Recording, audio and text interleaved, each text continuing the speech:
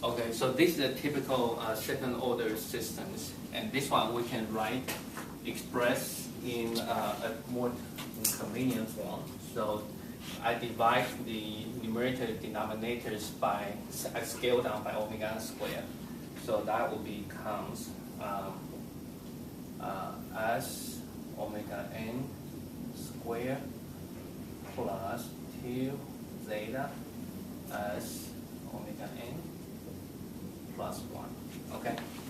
So for this case, we can have a gj omega will be equal to, using this form, will be equal to, and again, here I define the u equal to omega divided by omega n. We've seen this definition before, so let me utilize that one. So that will become 1 minus u squared plus j 2 zeta u over 1. Okay. So again, with this one, then we can determine omega and the magnitude. So magnitude based upon this will be equal to, if you like, you can write it out. That is 1 minus u squared plus 2 zeta u squared. If you have taken vibrations already, you should be very familiar with this form. Somehow you've seen this before. Okay, tell me yes, should be right. Otherwise, I will tell Dr. Shang to trace back and fail you. You should see this one before. You should get some kind of impressions. This one will be equal to, again, the angle of the numerator minus the angle of the denominators, so that is 0 degrees, and minus the angle of the denominators, so that will be minus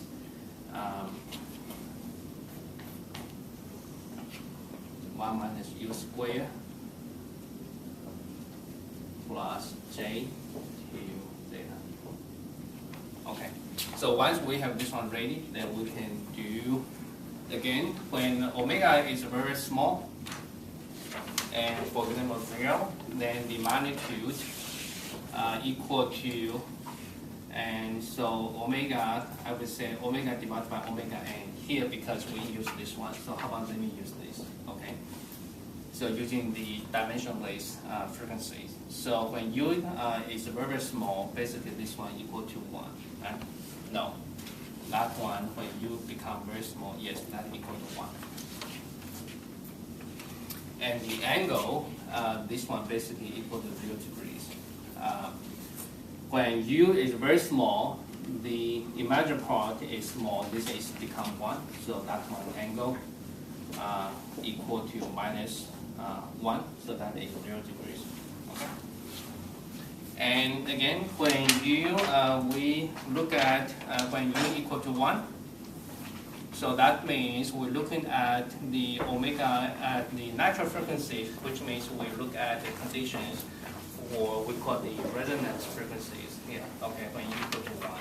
So under that situation, the magnitude will be equal to, from this case, will be equal to 2 divided by zeta.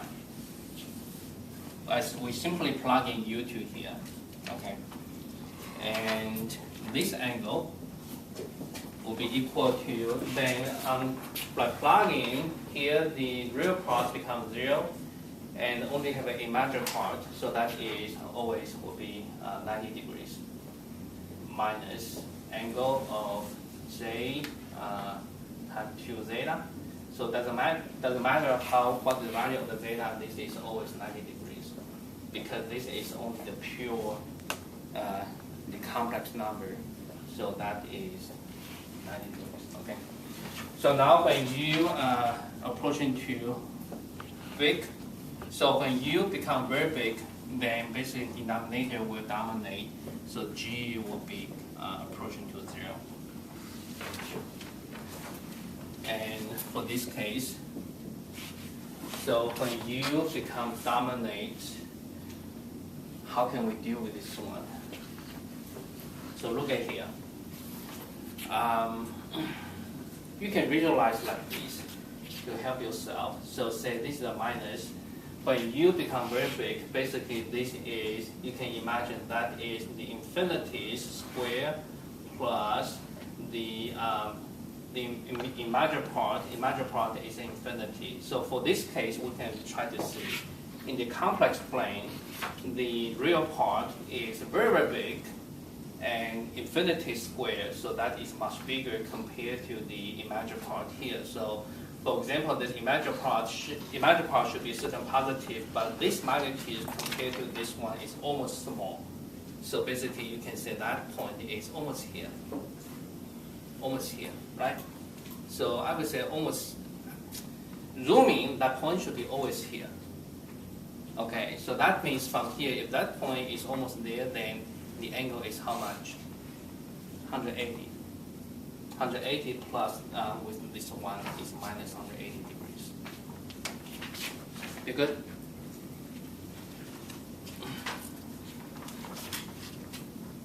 The reason why okay, never mind. So with these things, then we can plot it. So now we can plot the real of the G and imaginary part of the G in the Nyquist plot here. So when U become small, G is always equal to 1. So this is 1 here, okay? And so that point is here. Right now I'm drawing is this case, and that locate is here. So with the magnitude equal to 1 and base angle is 0 degrees, so that should be on the right hand side of the plane. And now let me put this case. So for this case, the phase angle is minus 90, so that means always be on this portion of the imaginary axis. Its magnitude simply determined by the damping ratio. So I would say this point will be, again, this magnitude equal to 1 over zeta. Okay, so zeta depends on the damping ratio. And so at least we have this one. And for approaching to 0, so again, that approaching to 0, the magnitude is approaching to 0, and the angle is 180. So for example, let me say this is a point 1. Okay, let me make up 1. And at point 1 with the phase angle minus 180, so that point should be here. So basically, when omega approaching to 0, this point will converge into 0 origins in that direction. So in this way, the whole thing will be curved, will be something like this. Okay, so that will determine how you approaching or converging to there. So roughly linking, so that will be something like this. Because this is a second order only, so the curve won't be something like this. No, this one will be the higher degree functions. This is only second, so we pretty much sure we can use the smooth line to connect with this. Okay? So in particular, this point corresponding is U equal to 1, so that means corresponding is omega equal to omega n. And the resonant frequencies corresponding is this point, and this one is U equal to 0, almost U approaching to 0. That means omega approaching to 0. And at this point, the omega approaching to infinity. Yeah. So the trend is in this way. Okay. Today we stop